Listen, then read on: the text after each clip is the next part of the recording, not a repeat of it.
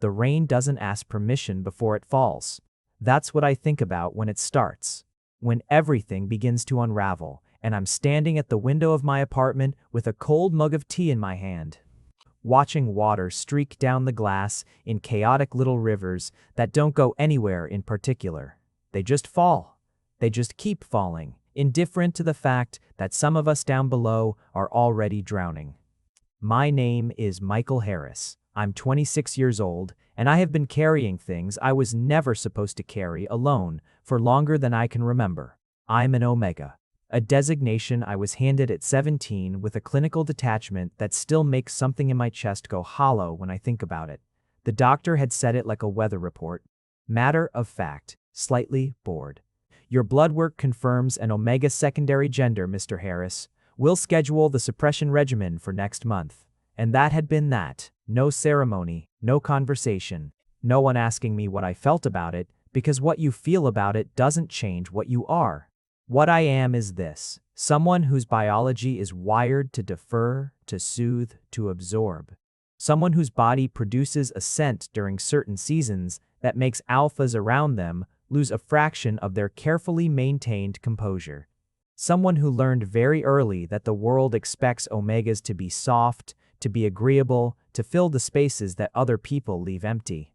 I learned something different. I learned to fill my own spaces, to take up room, to refuse to be the version of myself that other people found convenient. It hadn't made my life easier, but it had made it mine. I work as a freelance structural editor for a small literary press, the kind that publishes books that win awards nobody outside of certain academic circles has heard of. I work from home mostly, from a desk that's perpetually buried under manuscript pages and sticky notes and empty coffee cups I forget to throw away. I have 3 close friends, a cat named Kama who refuses to sit anywhere except directly on the document I'm currently trying to read, and a Sunday ritual of making elaborate breakfasts for myself that I always eat alone. I am, in most measurable ways, fine. That is what I tell myself on the mornings when fine feels like the most aspirational word in the language. The story I'm about to tell you didn't start with a dramatic revelation or a meet-cute or a sudden bolt of something electric. It started with a leaking ceiling, a building superintendent who never answered his phone, and a neighbor I had actively avoided speaking to for 7 months. It started small. The way all the things that change everything tend to start small. The apartment building I live in is called the Hargrove, which sounds significantly more elegant than it is. It's a 6-story walk-up in a neighborhood that's in the process of becoming something trendier than it used to be, which means the coffee shops have gotten nicer, and the rent has gone up, and the actual character of the place is slowly being sanded away. My apartment is on the 4th floor, Unit 4B. It's got good light in the mornings, a clawfoot bathtub I love unreasonably, and, as of the 3rd week of November, a water stain on the ceiling of my bathroom that's been growing steadily outward like a slow-motion disaster. The water comes from 5B, the apartment directly above mine. I know this because the building super, a man named Gerald who communicates primarily through voicemail and vague gestures, told me so when I finally cornered him in the lobby. Unit 5B, he'd said, pointing vaguely upward. There's a pipe situation. I've notified the tenant. I'd waited 2 weeks. The stain kept growing. I called Gerald 4 times. He answered once, by accident, and then immediately said he had another call and hung up. So on a gray Thursday evening in late November, I did what I should have done from the start. I went upstairs. I had seen the occupant of 5B exactly twice before, in the way you see people in apartment buildings. Brief, peripheral, easy to dismiss. Once in the elevator, where he'd been wearing a dark coat and carrying a paper bag of groceries, and looking at his phone with the focused intensity of someone mentally working through a problem. Once in the lobby, where he'd held the door open for me without looking up, and I'd said thanks to the back of his head. He was an alpha. I knew that without needing confirmation, the way you know these things when your own designation makes you acutely attuned to them. Something in the air around him carried a particular quality, not aggressive, not loud, just present. The kind of presence that takes up its own space without needing to announce itself. I didn't know his name. I didn't particularly want to. Alphas, in my experience, tend to fall into one of two categories: the ones who make assumptions about what you are and act accordingly, and the ones who make slightly more sophisticated assumptions about what you are and act accordingly. Neither category had ever given me much reason for enthusiasm. I knocked on 5B's door with 3 sharp, even knocks and waited. A pause. The sound of something being set down. Footsteps. The door opened. He was taller than I'd registered in the lobby, close to 6 feet, with dark hair that had the slightly disheveled quality of someone who runs their hands through it, often when they're thinking. His jaw was shadowed with a few days of stubble. He was wearing a gray sweater that looked soft and old, the kind of thing you wear when you're planning to stay in. And he was holding a pen in his left hand in the absent-minded way of someone who'd been in the middle of something. His eyes, dark brown, steady, landed on me with a quality of attention that I wasn't prepared for. Not intrusive, not sweeping, just present. Like I had his full consideration the moment he opened the door. "Hi," he said. "Hi." I held myself evenly, one hand in the pocket of my cardigan. "I'm Michael Harris. I live in 4B, directly below you. I have a water stain on my bathroom ceiling that's been expanding for 2 weeks, and Gerald the super has been singularly unhelpful, so I'm here to ask you directly whether you're aware you have a pipe issue." A beat. Something moved across his face. Not quite a smile, not quite surprise. An adjustment. "I know," he said. "I've been on Gerald about it since it started. I'm sorry it's affecting your unit. I should have come down myself." He paused. "I'm Blake Ewing.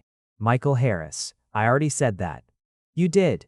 This time it was definitely a smile, though a small one. Contained. "Do you want to come in? I can show you where it's coming from. There's a joint under the bathroom sink that Gerald keeps saying he'll replace and keeps not replacing." I considered this for a moment longer than necessary. Sure. His apartment was larger than mine. Same footprint, but with a different layout. The kind that opens up rather than runs narrow. It was tidy in the way that suggested genuine preference rather than performance. Books arranged on shelves not by appearance but by some internal logic I couldn't immediately determine. A desk by the window, with 2 monitors, and a constellation of notes pinned to the board behind it. A kitchen, with the particular cleanliness of someone who actually cooks. He led me to the bathroom, pointed under the sink at a joint wrapped in what appeared to be an optimistic quantity of plumber's tape. Gerald put that on 3 weeks ago and said it was a temporary fix while he ordered the part. 3 weeks. 3 weeks. Does Gerald understand the word temporary? I've begun to doubt it. There was something easier about talking to him than I'd expected. Not warm exactly, or not yet, more like efficient. Like he'd already skipped the preamble and was content to just be in the actual conversation. I looked at the pipe. "I'll call the building management company directly in the morning. Gerald works for them, not the other way around." I tried that. They redirected me to Gerald. "I'll be more persuasive." He looked at me with that quality of attention again. Not skepticism, more like calibration. "Okay." I moved to leave, and then, because there was something about the evening that invited a different ending, or maybe because I was tired of the version of myself that moved through the world in straight, efficient lines and never deviated, I stopped at the edge of his living room and said, "Your books. How are they organized?" A pause. Then, with something that might have been pleasure, by the emotional experience of reading them. Not genre, not author. The feeling you're left with when you finish. I turned and looked at the shelves properly. I searched for the word, unusual. It's the only system that makes sense to me. Where would you put something like, I scanned the titles nearest to me. Something devastating, but also, somehow, hopeful. Like the kind of book that breaks you open and then doesn't leave you there? He didn't hesitate. His hand moved to a shelf at mid-height, a section with books whose spines ran from deep blue to green. "Here, I call it the honest grief section." I didn't say anything for a moment. I just looked at those spines, all those different stories, organized by one man's internal experience of them, and I thought, this is a strange thing to notice about a stranger. But I noticed it anyway. "I should let you get back to whatever you were doing," I said, editing a proposal. He paused. What do you do? I edit manuscripts for a literary press. Something shifted in his expression. Not surprise exactly, more like recognition. Huh, he didn't expand on it, just let it settle there between us. I nodded. Good night, Blake. Good night, Michael. I went back downstairs. Kama was waiting for me on the couch with the particular expression of feline judgment she reserves for when I return later than expected. I sat down next to her, and she condescended to allow me to scratch behind her ears, and I sat in the quiet of my apartment for a while, thinking about nothing in particular. Or that's what I told myself. The pipe got fixed 2 days later. I called building management, asked specifically for the property manager and not Gerald, and explained the situation with the precise, unhurried clarity I use when I want to make it clear that I am not a person who will be redirected. A plumber came the following morning. I know this because Blake knocked on my door to tell me. The plumber's finished, he said. When I opened the door with a manuscript in one hand and reading glasses pushed up on my head that I'd forgotten were there. Gerald supervised, if supervise means stand in the hallway, looking vaguely concerned. The stain will still need to be patched. I know, I told them. I looked at him. Really looked, the way I hadn't let myself do the other night when I'd been too busy managing my own instinctive wariness of alphas to pay proper attention. In daylight, standing at my door, he looked like someone who slept enough and ate properly and went through the world with a particular kind of unhurried solidity. There were faint lines at the corners of his eyes when he squinted slightly against the light coming through the hallway window. Thank you for telling me, I said. Thank you for making the call. I was getting nowhere. Another one of those efficient silences. Not uncomfortable, just two people, not manufacturing conversation to fill space. I have coffee, I heard myself say, if you haven't had any. He considered. I've had 1 cup. I can always have another. And that was how it started, not with anything more dramatic than coffee on a Friday morning, my manuscript pages pushed to one end of the table. Kama conducting her formal assessment of this new presence by sitting several feet away and staring at him with unblinking intensity. He passed. Kama eventually moved closer, sniffed his hand, and permitted him to exist on my furniture, which in her taxonomy counts as high approval. We talked for an hour and a half. About editing, he did it too. I discovered technical documents for an engineering consultancy, which was a different universe from literary manuscripts, but shared the same fundamental obsession with precision and the exact right word in the exact right place.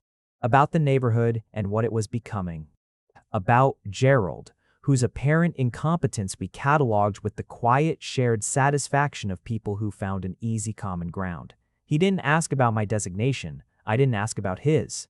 We didn't talk about that at all, which was such a relief that I almost didn't register it until later. When I was at my desk again and the morning had moved on, and I caught myself thinking, that was easy, that was just easy. November became December, and December had its particular quality of early darkness and cold air that smells like wood smoke and the pressure of the holidays building at the edge of everything. We had coffee twice more that month. Then, by unspoken evolution, it became a loose habit. Friday mornings, sometimes Saturday afternoons, whenever the pull of a good conversation made the alternative of sitting alone feel unnecessarily solitary. I learned things about Blake Ewing the way you learn things about people in real life rather than in stories, not through grand confessions, but through the accumulation of small, consistent detail. He had grown up in a house with a lot of quiet in it, the kind of quiet that isn't peaceful but just empty, and had spent most of his childhood in libraries as a result. He'd studied engineering, but spent half his time auditing literature courses because he couldn't stop himself. He made his coffee too strong, so strong that the first time I watched him prepare it, I genuinely asked if he was okay. He found this funny. He had a particular laugh, brief, low, slightly surprised, as if he wasn't quite expecting to be amused. He was private without being guarded. There's a difference. Guarded means there's something on the other side that you're protecting. Private means you've simply decided that not everything is for public consumption, which is not the same as hiding. Blake was private in a way that felt clean rather than like a wall, and he never made me feel like my designation was a variable in any calculation he was running. Not once. Not a look. Not a shift in how he addressed me. Not any of the microscopic behavioral changes I'd learned over years to read in alphas when they became aware of what I was. He just treated me like Michael Harris, manuscript editor, owner of a judgmental cat, person who has opinions about proper pipe maintenance. I hadn't known how much I was waiting for someone to do that until he did it. The first time I told him something real, it was because the day had been too long and I was tired enough to let my careful management of myself slip a little. It was a Saturday evening in mid-December, and I'd spent 7 hours with a manuscript that was deeply, stubbornly broken in a way the author couldn't see yet, and I'd have to find a way to articulate without making them feel like their year of work was being dismantled. Blake had knocked to ask if I wanted takeout. He'd ordered too much, he said, which I suspected wasn't entirely true. But I also had not eaten since noon, so I said yes. We were sitting on his couch, containers open on the coffee table, a documentary on his TV that neither of us was watching when he said, "Long day?" "Long week," I said. "There's a manuscript I'm working on. The bones are good, the structure, the premise, the characters.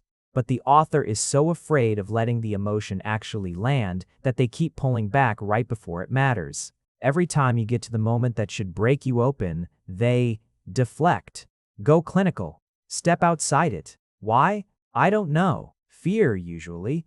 Showing yourself being devastated in front of people is an act of extraordinary vulnerability, and most people are more comfortable being observed as competent than being observed as human. A silence. Then, "Is that something you do?" I looked at him. He wasn't being pointed, wasn't pressing, just asking. The same directness he always had, which I'd come to understand was not aggression but the opposite, a kind of respect that didn't couch itself in hedges. "Yes," I said. "Historically. What changed?" I got tired. I paused. I spent a long time being very competent and very fine and very capable of handling everything without needing anything. I got to 30. I paused. I got to 25 and realized I'd spent 8 years being impressive to people and none of those people actually knew me. 25, he repeated. Not 30. I'm 26. I'm extrapolating. He didn't smile, but something in his face settled in a way I'd come to recognize, a way that meant he understood. What are you tired of carrying? It was such a direct question. It didn't have the soft preamble most people would put around something like that, and because of that, because it was clean and direct and not performing concern, I found I could actually answer it. The expectation, I said, that an omega should want to be taken care of, that I should be looking for someone to carry things for me. I spent so much energy proving I could carry my own things that I stopped.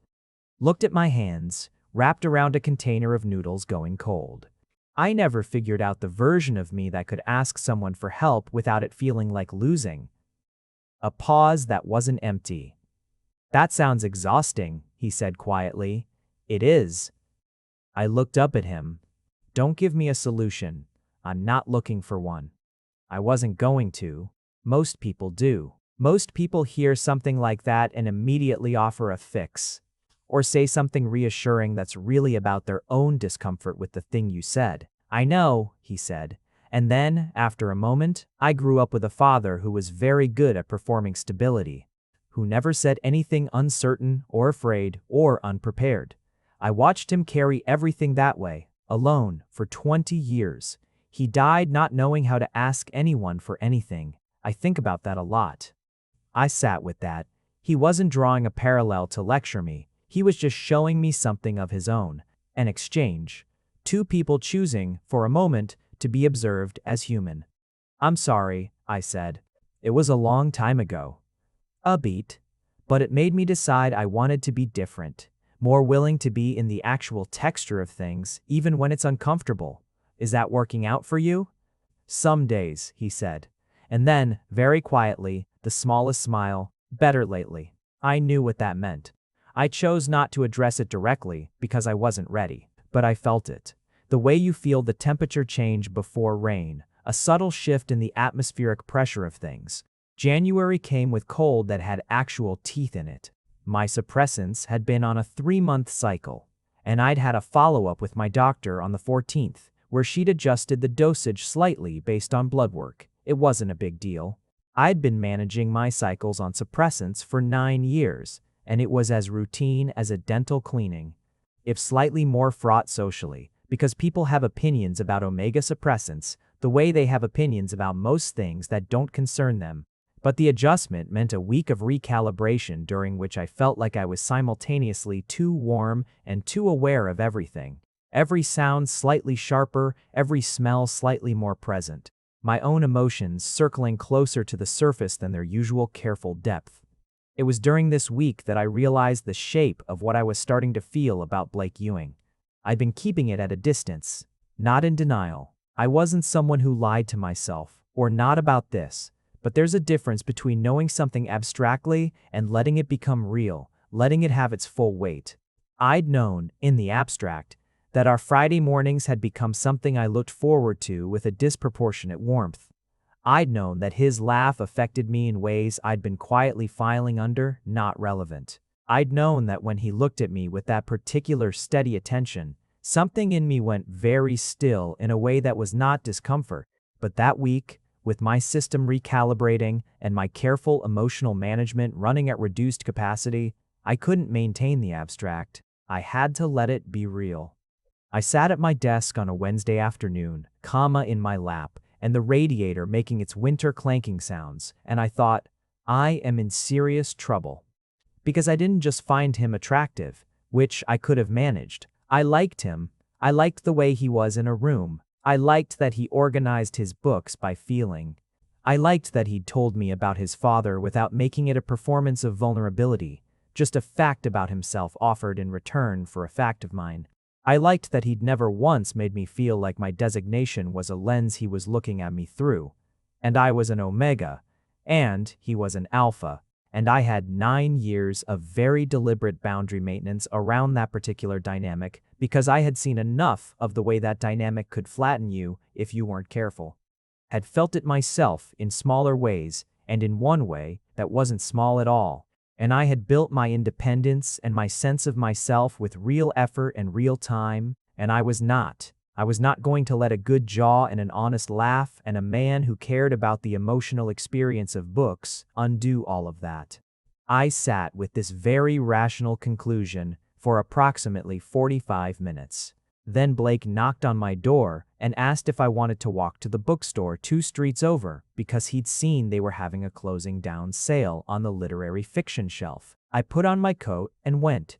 We were in the bookstore for 2 hours, which is the length of time it takes when you're with someone whose reading taste both overlaps and diverges from yours in exactly the ways that make good conversation. He gravitated toward books about architecture and systems and quietly devastating family stories. I gravitated toward books about language and perception and quietly devastating family stories. We had the intersection covered. I found a collection of essays I'd been looking for, worn and underpriced. He found a novel by an author I mentioned in passing that I thought he'd find interesting. We paid separately and went back out into the January cold. Our breath-making small clouds, the street lit in the particular amber of early evening. Somewhere between the bookstore and the Hargrove, our arms brushed. A small thing. The natural proximity of 2 people walking on a narrowed bit of sidewalk where someone had not properly cleared the snow. My shoulder against his upper arm for the length of a single step. His head turned fractionally toward me. Just a fraction. Neither of us said anything. We got back to the building, and in the lobby, as we waited for the elevator, he said, "There's a reading next Friday at the Pemberton. A debut novelist. The book just came out, and the reviews are doing something interesting. Would you want to go?" The elevator arrived. We stepped in. "What kind of interesting?" I asked. "The kind where half the reviewers think it's the best thing published in 5 years, and the other half think it's emotionally manipulative, which I find more interesting than consensus." "Yes," I said, "I'd like to go." The elevator opened at 4. I stepped out, and he stayed on, heading to 5. I turned as the doors began to close and caught the edge of his expression. Something open in it. Something slightly uncertain, and also something warm. And then the doors closed, and I walked to 4B and let myself in and stood in the middle of my apartment for a long moment completely still. Kama wound around my ankles. Don't say anything, I told her. She sat down and blinked at me, which in her language means something like, I know, and I've known for a while, and you're the last one here to figure it out. The Pemberton was the kind of venue that existed in the gray space between bookstore and bar. Low lighting, mismatched chairs, a small raised area at the front where a single microphone stood. It was crowded in the way literary events in winter are crowded, with people who'd come as much for the warmth and the community as for the reading itself. Blake met me at the door. He was wearing a dark jacket over a dark sweater, and his hair was slightly damp, as if he'd just come from outside. He looked. I allowed myself to look, standing there in the doorway with the cold at my back. He looked like someone I was going to have to stop pretending I wasn't falling for. You made it, he said. I said I would. I know. He stopped. He stopped. Paused in the way he sometimes did when he was rerouting what he'd started to say. Good. Come on, I found seats. The reading was excellent. The novelist was in her early 30s, visibly nervous, and her book was about 3 generations of women in a family who loved each other with a ferocity they could never quite translate into tenderness. And the ways that particular failure echoes forward through time. The passage she read made the room go very quiet. The kind of quiet that means everyone in it has been reached by something true. Beside me, Blake was very still. He didn't fidget, he just listened with that same quality of total presence I'd noticed from the beginning, like when he chose to pay attention to something, he really paid attention. At the end of the reading during the Q&A, someone asked the novelist how she found the courage to write so honestly about her own family. And she said something I wrote down in the Notes app on my phone because I didn't want to lose it. She said, I didn't find courage. I just got to a point where the cost of protecting them from the truth was higher than the cost of telling it. The room applauded. I looked at my phone screen for a moment longer than necessary, because something about those words landed somewhere specific in me, and I needed a second. Blake's arm was close to mine on the shared armrest, not touching, just close. After. We got drinks at the small bar at the back and stood in the way of people who've already had the conversation they came for and are just extending the evening because neither of them is ready for it to end.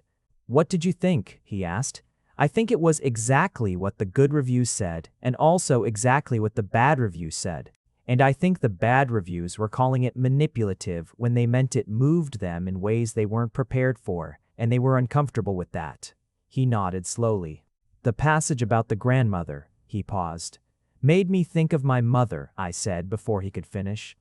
Who loves me and who has never once in my life managed to say so in a way I could receive it. Who expresses everything through logistics and practical help and never just says the thing. A beat. That must be lonely, he said. It was. It's less now. I built other things. I looked at him. What did it make you think of? My father again. A pause.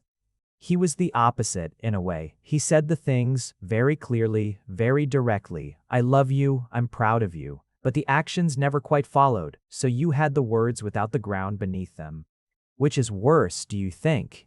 Having the words without the ground, or the ground without the words? He considered this seriously, the way he considered most things. I think they're different kinds of hunger. Both leave you looking for something to hold on to. I looked at him then, really looked, in the low, warm light of the Pemberton bar, with the noise of the evening around us and the cold dark of January outside, and he looked back, not moving, not filling the silence with anything, and I thought, here is something I could hold on to. And then I thought, and that is exactly the thing I have been most afraid of. Outside, the street was empty in that late evening way. We walked back toward the Hargrove, and somewhere along the way the conversation had quieted into just the sound of our footsteps on the cold pavement. Comfortable, present. At the corner nearest the building, we stopped at the light, and Blake said, Can I ask you something? Yes. Are you... High, stopped. Reconsidered, in that way of his that I'd come to understand, was not hesitation, but precision. You're very careful. About distance. I can see you thinking about it sometimes when we're talking. The way you calculate exactly how much to give. The light changed. We crossed. That's observant, I said when we reached the other side. It's not a complaint. I just want to. I want to know if I've misread something. If what I think is happening between us is actually happening, or if it's entirely in my head. We were at the Hargroves' door now. I stopped, turned to face him on the top step, which put us at something close to eye level in the winter air. You haven't misread it, I said. Okay. Just that. Okay. Steady, the way he was always steady. But I need you to know. I paused, because I wanted to say this right, not because I wasn't sure what I meant, but because it mattered that he understood it correctly. I'm not someone who does this easily. The alpha-omega thing, the dynamic of it. I've spent a long time building a version of myself that doesn't operate inside those expectations, and I don't intend to stop. I know, he said. You know, or you think you know, because there's a difference. There's a version of what you're saying that means you understand it intellectually. And there's a version that means you've already let go of any assumption that I'll be a particular kind of person because of my designation. The second one, he said, without pausing. I don't want a version of you that's shaped around my expectations. I want the actual version. The cold was real around us. His breath was visible in the air. Okay, I said. His mouth curved. Small. Real. Is that your version of yes? It's my version of not, no. Let me work up to yes. And he laughed. That low, brief, surprised laugh. And held the door open for me, and we went upstairs. And at the fourth-floor landing, he said goodnight in a way that left something suspended in the air between us, unfinished and warm, and I went into my apartment and leaned against the closed door for approximately 30 seconds. Then I made tea and read 40 pages of a manuscript and tried very hard to feel like a person who was managing her emotional equilibrium with appropriate competence. I was almost convincing. February arrived, and with it a particular quality of vulnerability that February tends to produce in me. Something about the long tail of winter, the absence of light, the way everything feels slightly more exposed when the trees are bare and the days are short and there's nowhere to hide anything. I told Blake about the alpha from 3 years ago on a Sunday afternoon when the snow was coming down soft and steady outside my window and Kama had decided his lap was acceptable real estate. I hadn't planned to tell him. The conversation had moved there the way conversations do when you're with someone you trust, by following the truth. His name had been Ethan. He'd been charming and certain, and had made me feel, for 7 months, like my independence was something he admired. And then, gradually, so gradually, that I hadn't noticed until I was already inside it, it had become something he wanted to manage. Little adjustments, little redirections. You don't need to work this weekend. Why are you still talking to those editors? You're more talented than that press deserves. The subtext always the same. Let me define what's enough for you. I'd left, which was the right thing, and I'd known it was the right thing, and I'd done it clearly and without drama. But it had cost something, not the relationship, that I'd been willing to give up. It had cost a certain kind of trust in myself for not seeing it sooner. In alphas, as a general category, for a specific set of reasons.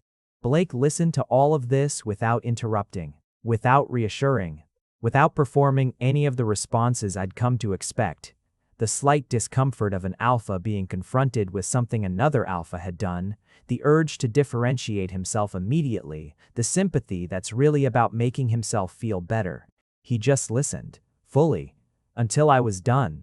Thank you for telling me, he said. Don't what? Don't what? Don't thank me like it was a gift. It's just information you should have. That's not why I'm thanking you. His voice was quiet. I'm thanking you because I know that's not an easy thing to trust someone with, not because you owe me anything. I looked at him. Kama shifted in his lap and closed her eyes. It made me. I paused. It made me build things higher than they need to be, maybe. The walls. And I know that, and I've worked on it, but it means that getting to a point where I trust someone again takes time and evidence, and I'm not going to apologize for that. I'm not asking you to. I know, I'm telling you anyway because I want to be clear about what you're working with here. I'm not working with anything, he said. I'm just here. Simple as that. No promise, no reassurance, just, I'm here. I exhaled slowly. I know. The snow kept coming down. Kama purred. Valentine's Day came and went without ceremony between us, which was somehow more meaningful than anything ceremonial would have been. We had dinner at his apartment, neither of us using the word or the date. And it was just dinner, good food, and good conversation, and the easy physical comfort that had been slowly accruing between us. His hand at my back when we moved around the small kitchen, my shoulder against his when we sat on the couch, after a proximity that had become natural enough that the absence of it would have been the strange thing. He didn't kiss me that night, nor the night after, nor the week after. I appreciated this more than I could have explained to someone who hadn't lived in the particular tension of wanting someone and needing to be sure not just of them, but of yourself. I needed to know that what was building between us was built on something solid, on the actual person I was, not a version of me that was softened by desire or shaped by what someone else needed me to be. Blake seemed to understand this without my having to say it, or maybe he needed it too, in his own way. It was the last week of February, and I'd had a difficult day, the kind of difficult that doesn't have a single dramatic cause, but is instead a slow accumulation of small things that each individually you could manage, but together come to constitute a weight that your normal capabilities can't comfortably bear. The press had pushed back on one of my editorial notes in a way that felt less like a creative disagreement and more like a reassertion of whose name was on the letterhead. A friend had canceled plans without explanation for the second time that month. My mother had called and we'd had the version of our conversation that leaves me feeling both loved and invisible. And my suppressants were due to be taken, and I'd forgotten them until evening, which meant I was running slightly hot and slightly too aware of everything in the particular way that always makes difficult days harder. I went upstairs without thinking about whether it was a good idea. Blake opened the door and took one look at me and simply stepped back to let me in. No question about what was wrong, no immediate problem solving. Just room. I sat on his couch. Kama had apparently moved herself upstairs at some point that afternoon. She was on the windowsill, in her typical expression of sublime indifference, and I sat and looked at the middle distance and let the weight of the day settle instead of trying to hold it up. Blake brought me tea. He made it the way I take it, which he knew without having been told because he'd watched me make it enough times. He sat down at the other end of the couch, not crowding, just present. The press called me protective of the author today, I said eventually. Like that was an accusation. Are you? Yes, that's my job. To protect the work and the person making it from decisions that serve the market over the story. I paused. I do it right. They know I do it right. That's why they've kept me for 4 years. But occasionally they need to remind me that they're the institution and I'm the contractor, and they do it by framing my professional investment as sentimentality. That's a particular kind of disrespect, he said. Yes. Another silence. The tea was warm between my hands. My mother called, I said. She told me she'd fixed a book recommendation I'd given my cousin because she thought it was too heavy for her. A book I'd read 3 times and chose specifically because my cousin had said she wanted something that treated her like an adult.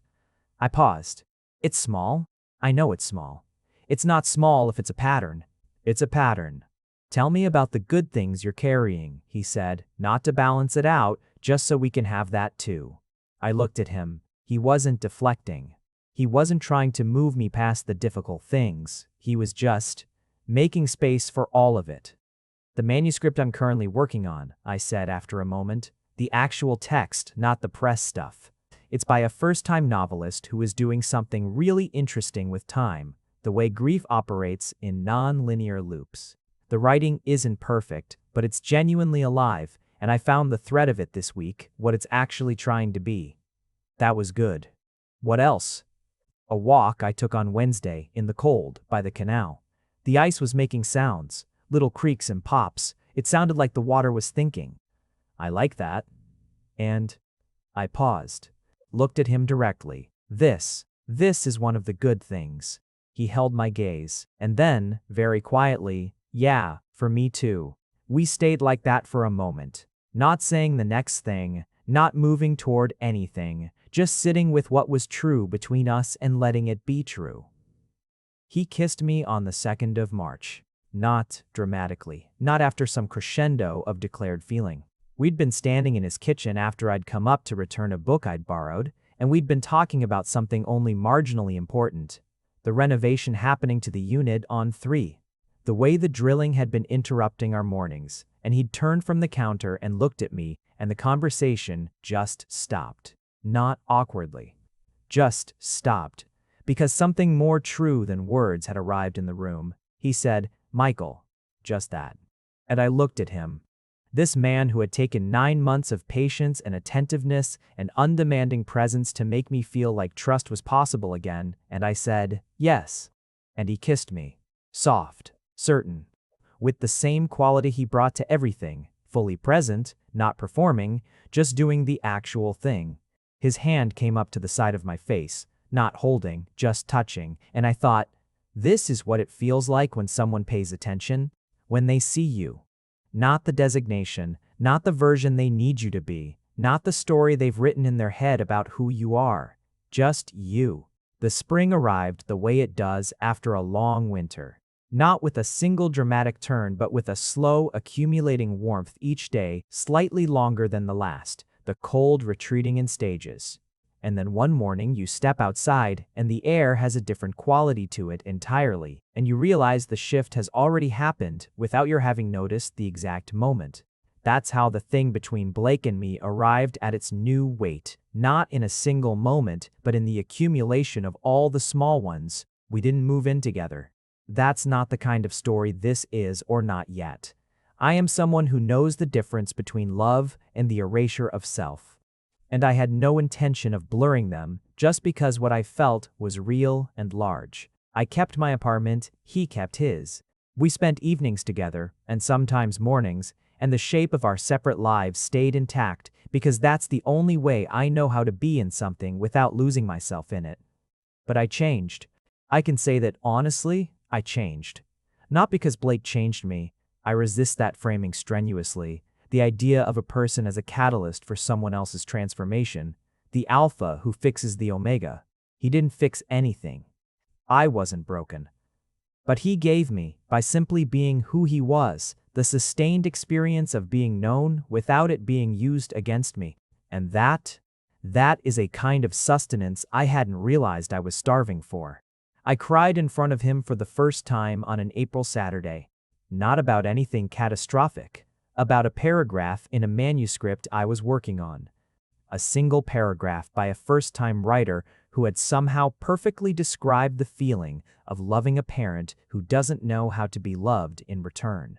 And it had hit me at the wrong angle on a day when I was already a little worn, and I'd been sitting at my desk and I'd just cried, quietly.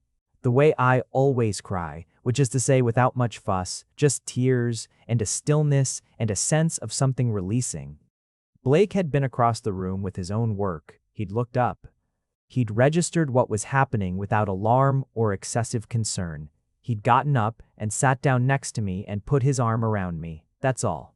No asking what was wrong, no rushing to comfort, no making it about his response. Just being there, physically, with the weight and warmth of his presence. I leaned into him. The first time I'd done that, leaned into someone and let myself be held, not because I needed to be fixed, but just because I was a person having a feeling and another person was there and it was allowed. "Good paragraph?" he asked after a while. I laughed, a short, wet sound. "Devastating paragraph. Do you want to read it to me?" "No." A pause. "Yes." I read it to him. We sat together in my apartment in April, at our feet, the sound of the street below. And I read him a paragraph that had made me cry, and he listened to it with the same full attention he brought to everything, and at the end he said, "That's the honest grief section right there." And I thought, yes, that's exactly what it is.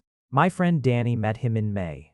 Danny was my most perceptive friend, the one who had a particular precision about people that she wielded with the precision of someone who could afford to see clearly. She'd been curious about Blake since I'd mentioned him in January, more curious as the months went on, increasingly pointed in her questions by March. They met at a small dinner at my apartment, along with our mutual friend Sam, who was cheerful and enthusiastic and managed to diffuse most interpersonal tension simply by being genuinely interested in everyone. Danny was quiet through most of dinner, listening, watching. Blake was, as he always was, exactly himself, direct, thoughtful, engaged without performing it. He and Sam found a shared enthusiasm for a long-running argument about urban infrastructure that carried the table through the second course. After, when Blake and Sam had stepped out to the building roof deck for air and Danny and I were alone in the kitchen, she said, "He looks at you like you're something he worked to understand." What does that mean? It means he's not looking at you like you're obvious. He's looking at you like he found something he had to earn, and he knows it. I handed her a dish to dry. That's quite an observation from a dinner. I've been watching people for 32 years, Michael. She looked at me sideways. More to the point, how do you feel?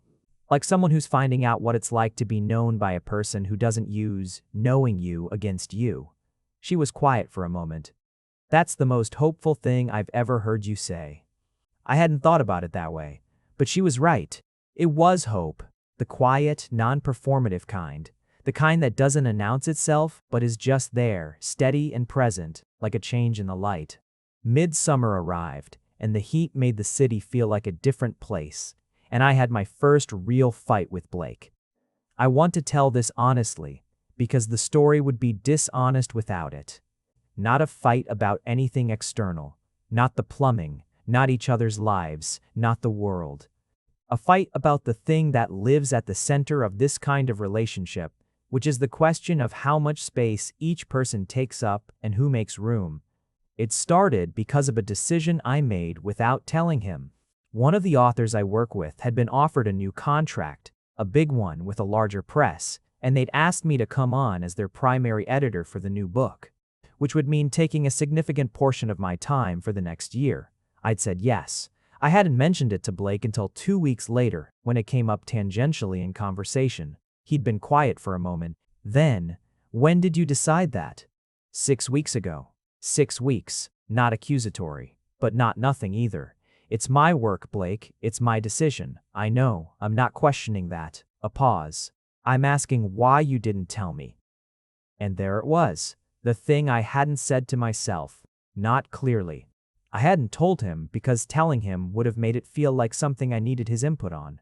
And even though I'd known, consciously, that Blake had never tried to have input on my decisions, some older part of me had made a preemptive move, had kept it contained. "I know why," he said when I didn't answer. "I know you didn't tell me because some part of you was protecting your own choice from the possibility of my opinion on it, and I understand where that comes from. A.B. But I need you to know, I don't do that. I don't want input on your work decisions. I don't need to be consulted. I just want—" He paused, with real difficulty, in a way that was rare for him. "I want to be the person you tell things to, not because I have authority over any of it, just because that's what being with someone is." I sat with this. The accurate response was, he was right. I had withheld not because there was anything to withhold, but because the habit of protecting my own autonomy was so deeply embedded that I'd applied it even in a context where it wasn't necessary. I'd treated his potential interest in my life as a threat before he'd done anything threatening. "That's fair," I said eventually. "I'm not trying to—" "No, it's fair. You're right." I paused. "I'm working on it. The part of me that closes things off preemptively. I'm aware it's there and I'm working on it, and I got it wrong this time." He looked at me for a moment. "Thank you." "For what?" "For not getting defensive." "I got it wrong," I said. "There's not a version of getting something wrong where getting defensive about it is reasonable." He exhaled. A real exhale, something releasing. "I got it wrong too. I led with the hurt instead of the actual need." I noticed. I'm working on that, apparently. A beat. And then despite everything, despite the seriousness of the last 15 minutes, something cracked in both of us at once, and we were both, briefly, laughing at the absurdity of two people simultaneously workshopping their communication failures at 8:30 on a Thursday evening. He reached across the couch and put his hand over mine. Just that. Open palm, a question. I turned my hand over and held it. I would have told you, I said. I was going to tell you. I need to get better at the timeline. Okay, you'll need to be patient. I know. A pause. I'm not going anywhere, Michael. Not a promise about forever. Not a declaration. Just the simple statement of present fact. I'm not going anywhere. I held his hand in mine and let it be true. Late summer came with thunderstorms that rolled in off the water in the evenings and turned the city briefly electric and then clean.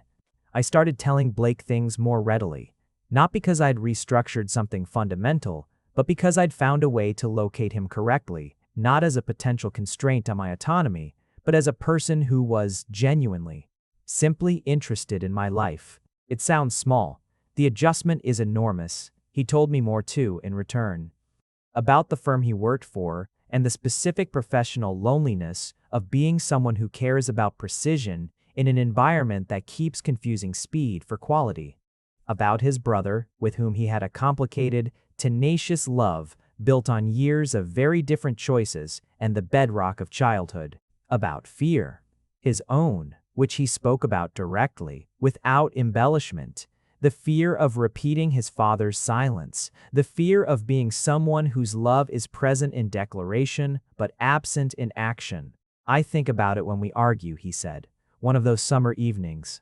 Whether I'm being honest or performing honesty, whether I said the thing I should have said, or just the thing that sounded like it.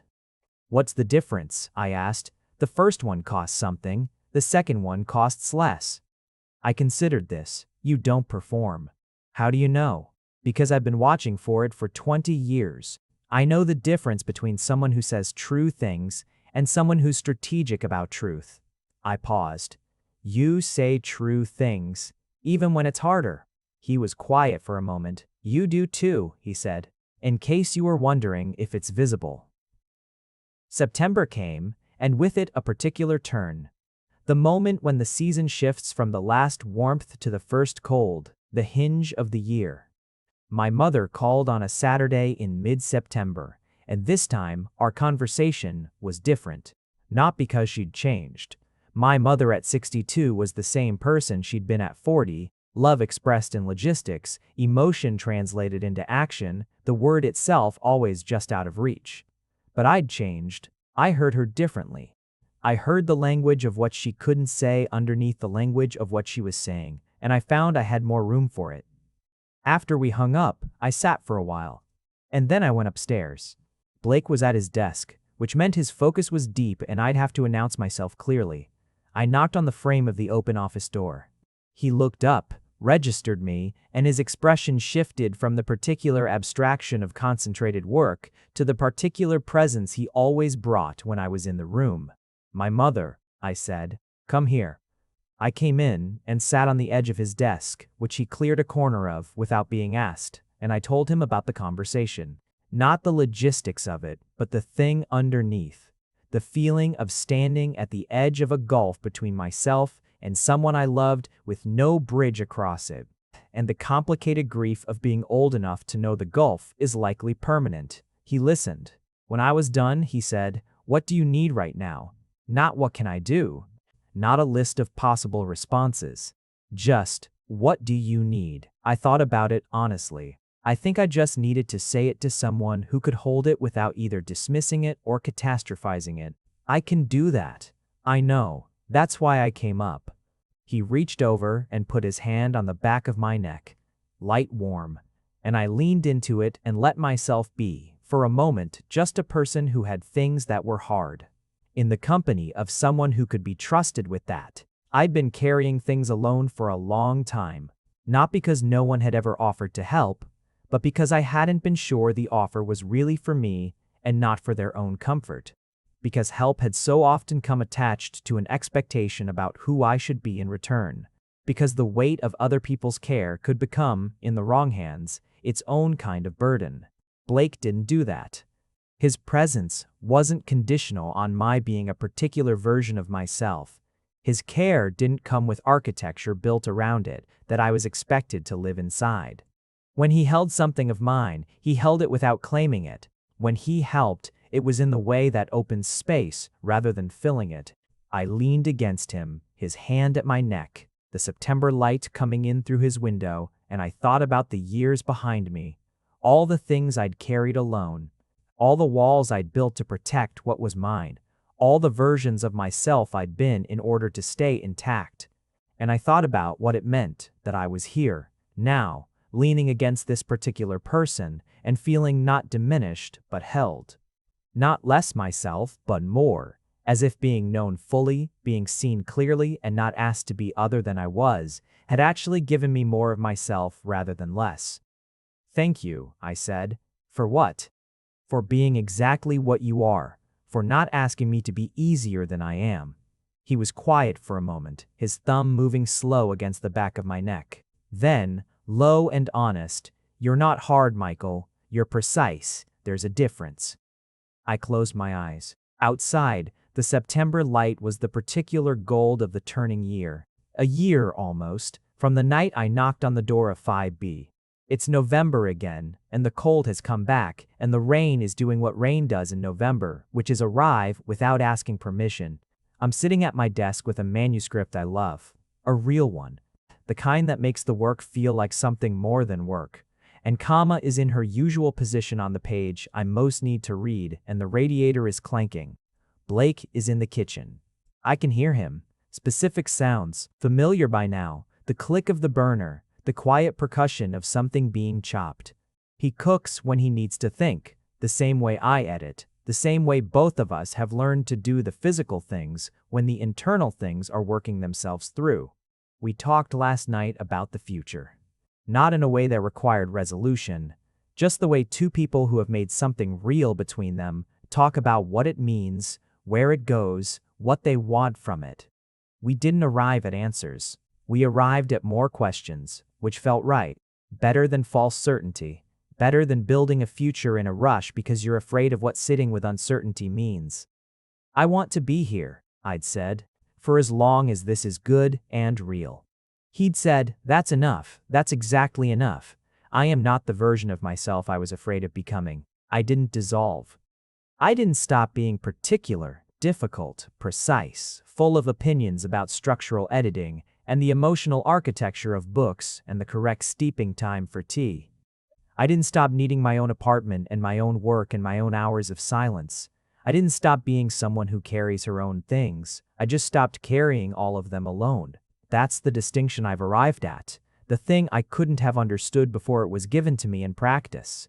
Being held is not the same as being taken. Letting someone share the weight is not the same as surrendering it. There's a version of love, the kind I was always afraid of, the kind I'd seen work on other people like a slow erosion that operates by making you smaller, by narrowing your life to fit inside someone else's definition of what you should be. And there's this. The kind that doesn't take, the kind that just adds its presence to yours, stands beside rather than in front of, holds when you ask, and lets go when you don't. Blake comes into the doorway of my office. "Dinner in 20, he says. "I need 30. 25. Fine." He's already turning back to the kitchen. Kama lifts her head, decides this doesn't require action, and sets it back down. I turn back to the manuscript. The light is low and warm. Outside, the rain keeps falling. I think this is what it feels like when the weight is shared without being taken. I think this is what it feels like to let someone quietly take your hand. For everyone who built something sturdy out of their own bones before they learned it was okay to lean. And for the ones who waited long enough to be trusted with the leaning. If you made it to the end, you're my kind of person. Leave a subscribe, comment down your favorite part of the story, and if you want early access to videos, exclusive content, or just want to support the channel, make sure to join our Patreon. Link is in the description. Even one member genuinely means the world to me. See you in the next one.